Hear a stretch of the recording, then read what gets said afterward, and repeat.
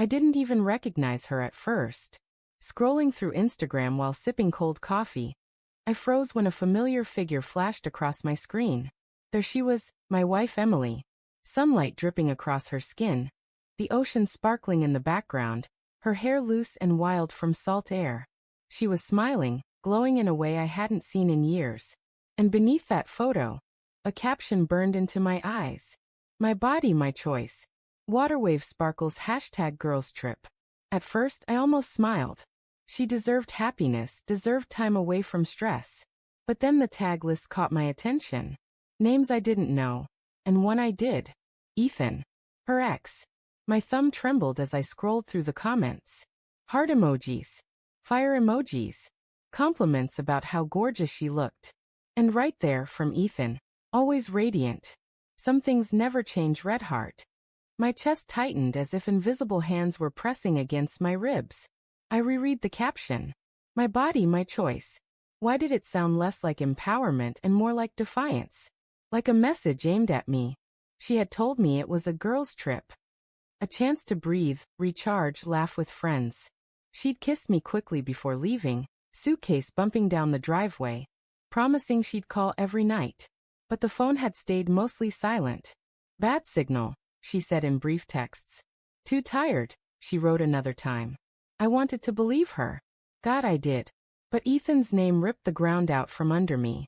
When Emily walked back into our house 3 days later, I was still rehearsing what to say. My chest felt heavy, a storm stuck inside me. She dropped her suitcase by the door and smiled like nothing was wrong. Hey babe, missed you. She leaned in to kiss me. I pulled back. Her smile faltered. What's wrong? I wanted to scream, to shove my phone in her face. But instead, my voice cracked as I asked, why was Ethan on your girls' trip? Her eyes widened. A flicker, guilt, surprise, calculation, before she masked it with a laugh. Oh that? He just showed up. He's still friends with some of the girls. It wasn't a big deal. Not a big deal? My voice rose, shaking. You posted a bikini picture with a caption that sounded like a declaration of independence. And he's commenting hearts on it like you're still his. She crossed her arms, jaw tightening. It was just a picture. Just a caption. You're overreacting. Am I? I snapped. You lied, Emily. You said it was just the girls. You didn't mention him once.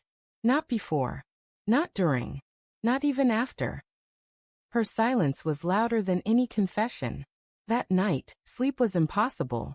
She lay beside me, turned away, scrolling on her phone. Every time her screen lit up, my heart dropped. Was it him? Were they still talking? Memories hit me in waves. The way she used to curl into my chest at night, whispering that I was her safe place.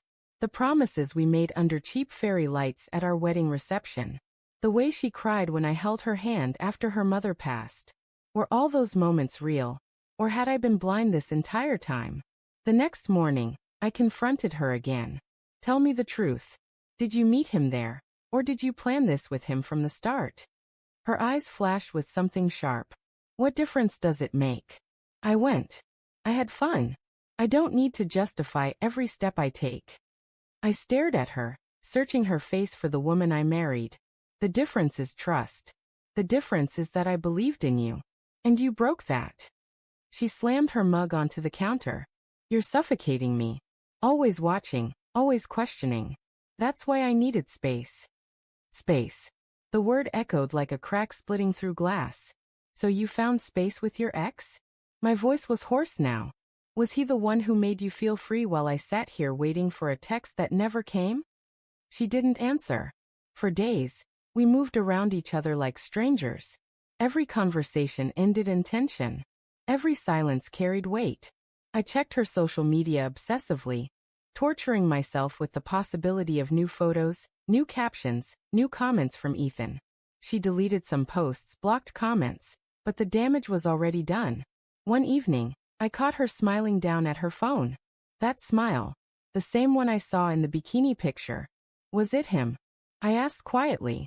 She didn't look up. You don't own me, Mark. That was the final crack. The confrontation that ended us came on a rainy Thursday night.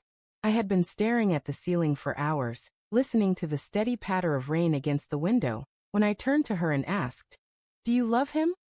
Her breath caught. She didn't say no. I sat up, heart pounding. "Do you love me?" Tears filled her eyes, but silence filled the room. And in that silence, I had my answer. I filed for divorce 2 weeks later. She didn't fight it.